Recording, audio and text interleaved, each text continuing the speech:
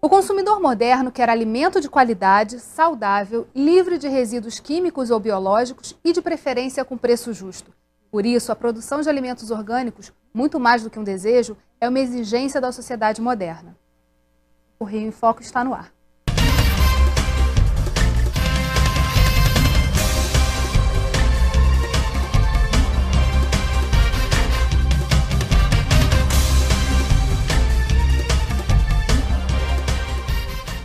Há 2 anos foi criada a Lei dos Orgânicos para qualificar os produtores. E quem vai nos dizer o que mudou no setor nesse período de tempo é a Silvia Wachner, do Centro de Inteligência em Orgânicos da Sociedade Nacional de Agricultura, e o produtor rural Dick Thompson. O que é necessário para um produtor ser certificado? O produtor tem 3 campos onde pode ser certificado. Um produtor, uma certificação por auditoria, ou seja, uma terceira parte certificando a propriedade, o manejo, os insumos, conforme a regulação brasileira.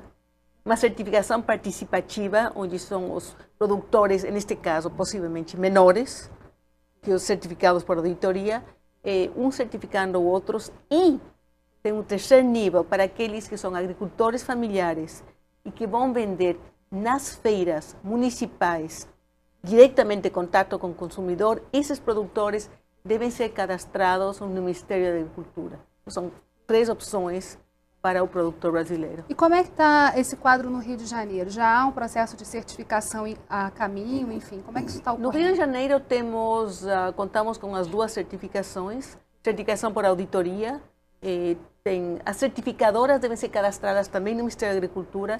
Temos diversas certificadoras por auditoria que estão no estado do Rio de Janeiro. Neste caso, o Sr. Thompson, do Sítio Moinho, é uma das empresas que estão certificadas. Temos organização participativa no Rio de Janeiro, neste caso a Bio, que também certifica um grupo de produtores. E, lamentavelmente, o cadastro ainda dos agricultores familiares para vender nas feiras municipais, pelo que eu saiba, chama 1, 2 semanas, ainda não tínhamos ninguém cadastrado no Rio de Janeiro. Então, qual a importância da certificação para quem produz? Como as pessoas não necessariamente entendem o que é orgânico, é muito bom saber que você está consumindo um produto orgânico, mas você tem que ter a garantia que é orgânico. Você tem que ter uma certificação de que aquele produto é orgânico. E o que é ser orgânico? Ser orgânico, no fundo, é produzir, cultivar um produto sem a utilização de aditivos químicos ou conservantes ou agrotóxicos, ou a não utilização do veneno. Estudos mostram que existe um valor maior nutricional e, além de fazer bem à sua saúde, faz bem à saúde do solo e à saúde do meio ambiente. A senhora falou aqui que o cadastro no Ministério da Agricultura ainda não está ocorrendo. Não seria porque a gente não tem ainda essa produção orgânica em escala no Rio de Janeiro? Temos alguma produção em escala. Existe uma pequena burocracia, é pequena, mas, na verdade, no caso dos produtores familiares, deveria ter um grupo, chame-se extensionistas, uma entidade, uma ONG, quem seja, que preencha esse cadastro para eles, veja se funciona e cadastra no Ministério da Agricultura. No caso do Centro de Inteligência de Orgânicos da SNA, a gente tem trabalhado, capacitado um grupo de produtores perto de Casimiro de Abreu, Sana, e estamos tratando de cadastrar eles no Ministério da Agricultura. Mas significa também que a Prefeitura tem que ajudar, tem que existir vontade deles, eles têm que entender por que tem que ser feito. Porque a pergunta deles é: por que tenho que fazer esta burocracia enquanto posso vender meu produto sem ela? Então, não, você tem que fazer a burocracia porque para que teu produto seja orgânico. E ainda não temos ninguém que fiscalize o que se está passando nas feiras. Então, ainda falta todo esse passo de sensibilização e conhecimento. Uns 2 anos atrás, a única feira que tinha no Rio de Janeiro era a Feira da Glória. Hoje, eu não sei exatamente quantas feiras são, mas devem ser umas 15, 20 feiras semanais no Rio de Janeiro. Acho que são 12. 12. Então, para poder atender a demanda dessas feiras, existe esta proliferação de produtores, de pequenas famílias, pequeno produtor, que oferece o produto dele, já que, como a Silvia mencionou, a terceira variedade dada pela legislação brasileira permite com que esses produtores possam vender exclusivamente para as feiras. Eles não têm como vender para outros lugares. Mas e como é que fica, nesse caso, por exemplo, os médios produtores ou os grandes produtores? Existem grandes produtores de orgânico? Não. Eu diria que um produtor orgânico maior é um produtor certificado por auditoria. Existem problemas, o Brasil passou por um sistema da determinação da certificação federal orgânica, que começou e foi implementada a partir do dia 1º de janeiro de 2011. Antes eram certificadoras individuais que davam a indicação de uma certificação orgânica. Foi um problema, porque naquela época tinha mais ou menos umas 20, 25 certificadoras, entre as certificadoras por auditoria e as certificadoras participativas. Essas pessoas todas tiveram que ser inspecionadas e autorizadas pelo MAPA para poder continuar dando uma certificação orgânica. Tiveram que se certificar junto à Inmetro. Com esta certificação, cadastramento na Inmetro, MAPA, que é o Ministério de Agricultura, Pecuária e Abastecimento, analisou todos esses registros, e o que foi surpreendente é que desses 20 e tantas certificadoras, entre participativas e auditoria, só 6 foram aprovados. Hoje já tem mais 2, se eu não me engano. Mas embolou o meio de campo. Mas são certificadoras, só para a gente fechar esse bloco, são certificadoras nacionais. Existem ainda certificadoras internacionais. E nenhuma foi aprovada para poder fazer com que o produto deles, cultivados no estrangeiro, não consiga chegar aqui com o selo orgânico CISORG, que é o selo federal brasileiro. No próximo bloco, você vai saber como é feita a produção de alimentos orgânicos. A gente volta já, não saia daí. Rio em Foco aqui, política e economia caminham juntos.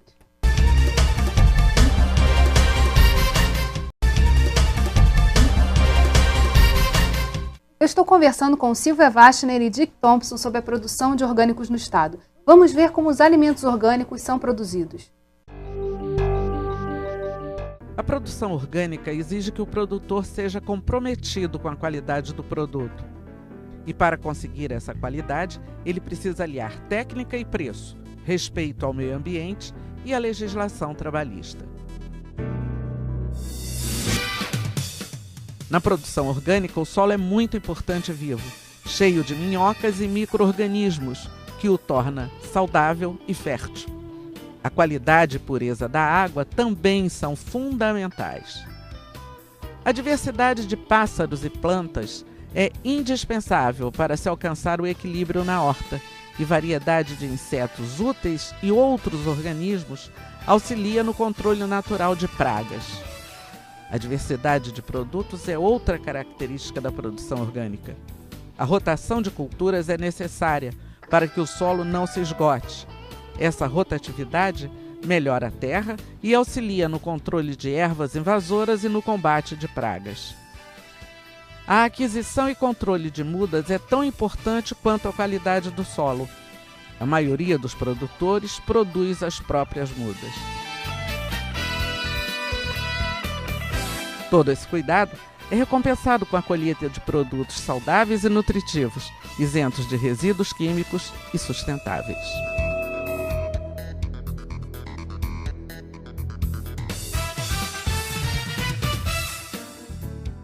Quando eu trabalhava com agricultura convencional, sentia muita dor de cabeça, náusea, estômago sempre embrulhando, palpitação e calafrios, coisas assim bem fora do normal. A cultura orgânica eu me sinto bem à vontade, não tem problema com nada químico e a vida é outra, é completamente diferente, é mudar da água para o vinho. Para finalizar o processo, o selo de certificação é a garantia de que a produção é orgânica e merece a confiança do consumidor.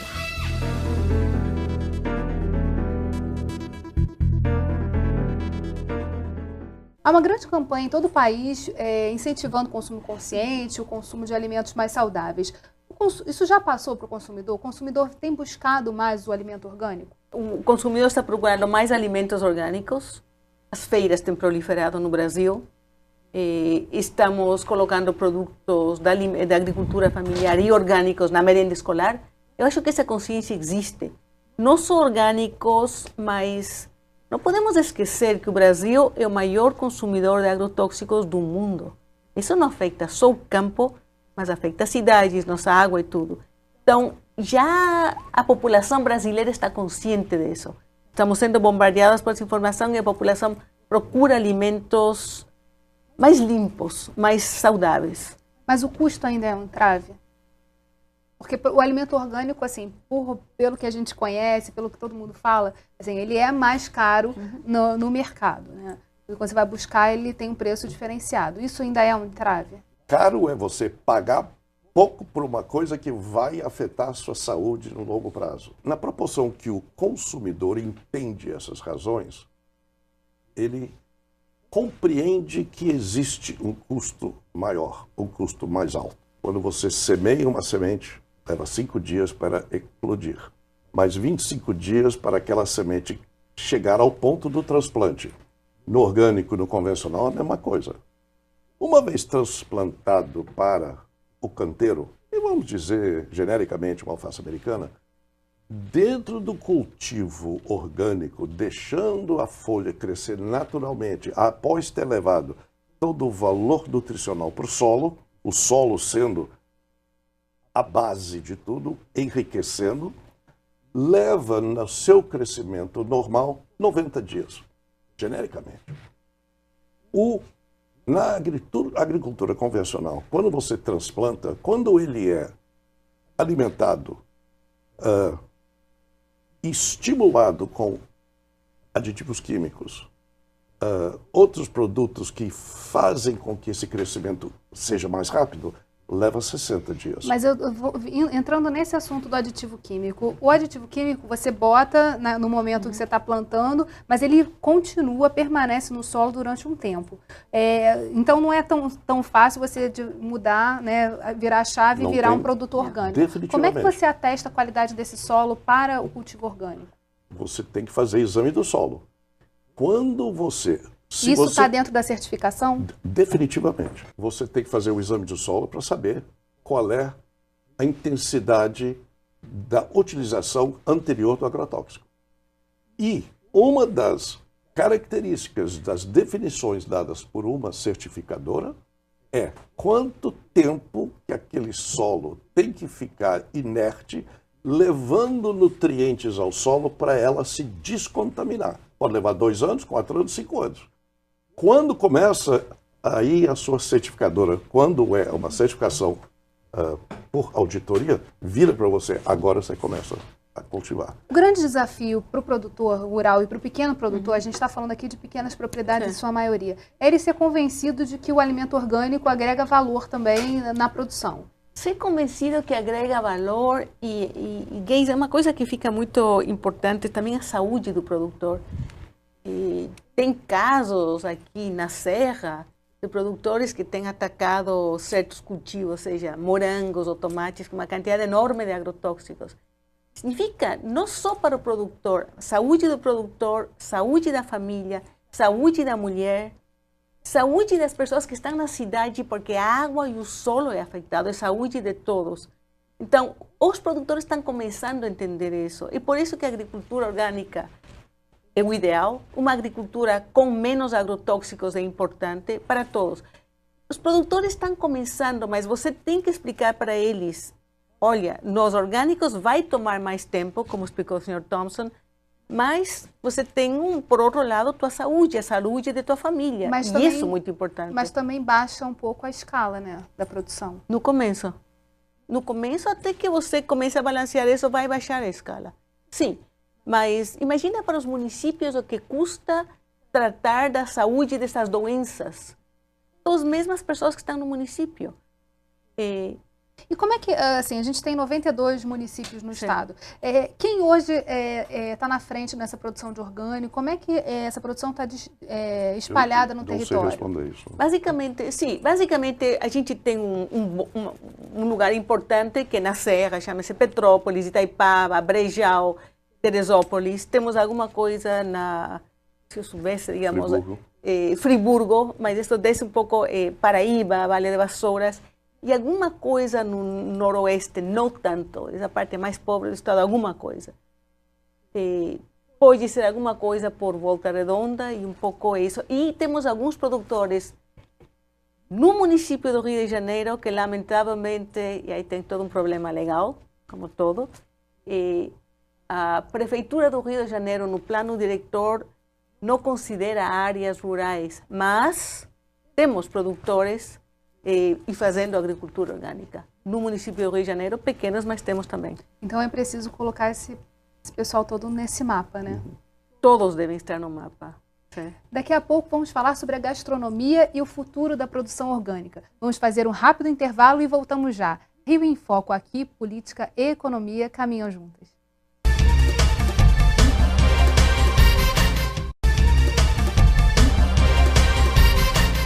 A gastronomia está na moda e os chefes viraram personalidades. A Tereza Corsão é uma ecochefe que se dedica à alimentação orgânica. Vamos ver o que ela disse sobre a relação produtor-consumidor no nosso estado. O que está acontecendo é que o público consumidor está acordando para a necessidade de comer de uma forma diferenciada, né? E então o Rio de Janeiro, por ele não ter grandes extensões de terra, ele não é propenso às commodities, graças a Deus, né? Então a gente aqui, nossa vocação realmente é o plantio em pequena escala, a agricultura familiar e o plantio orgânico, porque tem esse mercado logo ali, né? Nos municípios perto. Então eu acho que a gente tem na mão uma joia que só precisa ser lapidada. A gente tem os agricultores ainda, porque vão acabar se a gente não conseguir mudar essa perversidade aí do sistema.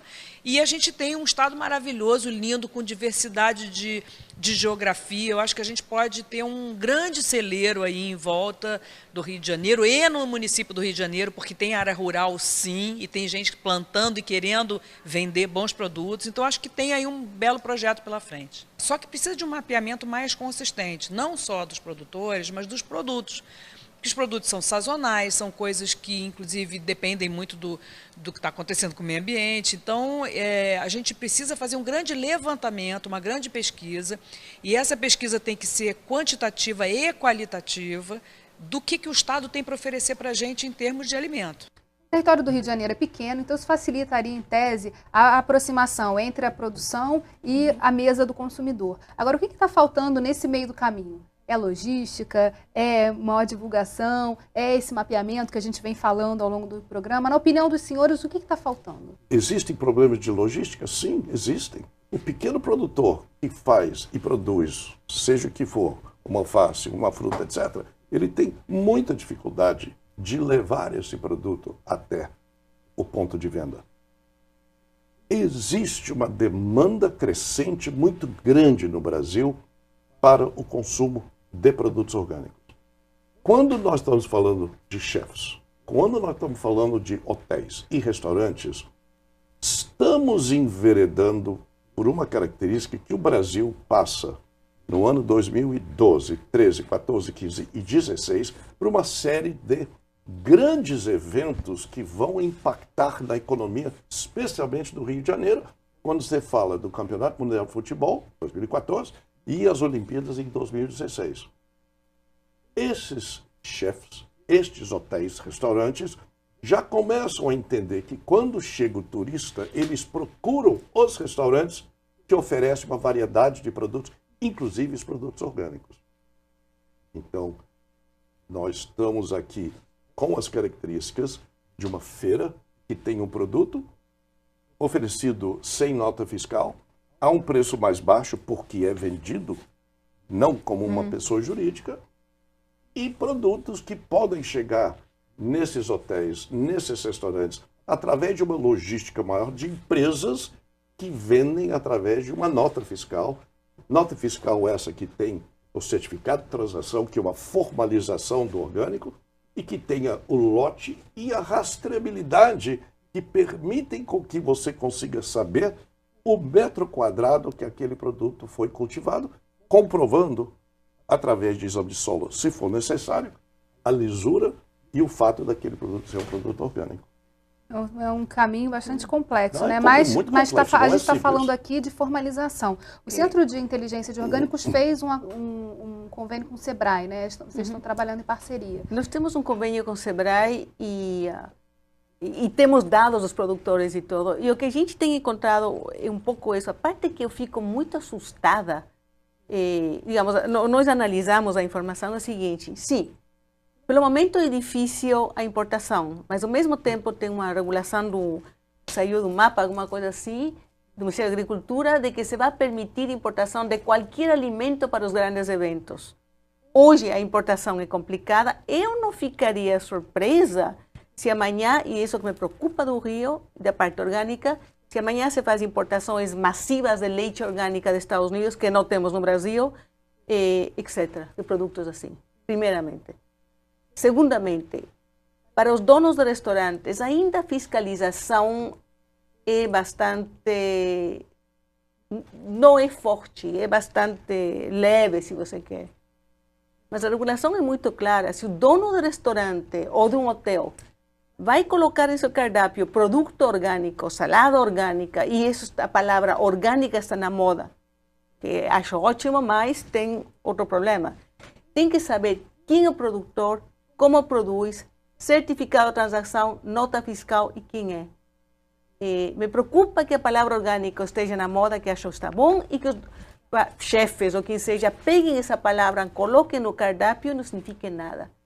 Então, todo o trabalho que foi feito durante muitos anos para ter uma regulação brasileira de orgânicos vai ser passado em cima. Mas aí a gente volta justamente a essa questão da parceria com o Sebrae. Quer dizer, é preciso que toda essa cadeia esteja alimentada e que toda ela esteja andando de uma maneira mais organizada. O que a Tereza fala também é que não existe esse mapa de quem produz orgânico de fato no estado do Rio de Janeiro. E a senhora também colocou isso. Eu não diria que o mapa não existe. Os dados existem dados que a gente tem no Centro de Inteligência, a Bio tem dados, o Sebrae tem dados, Rio Rural tem dados. Mas precisa juntar tudo isso, né? Precisaríamos juntar, mas eu acho que se a Tereza entra em contato com a gente e pergunta, a gente pode ver. Outra coisa que é importante pensar é o seguinte: os produtos orgânicos são produtos sazonais. Então, não adianta pedir caqui em novembro, porque caqui é uma árvore inverna, que simplesmente produz uma certa época e ela dorme.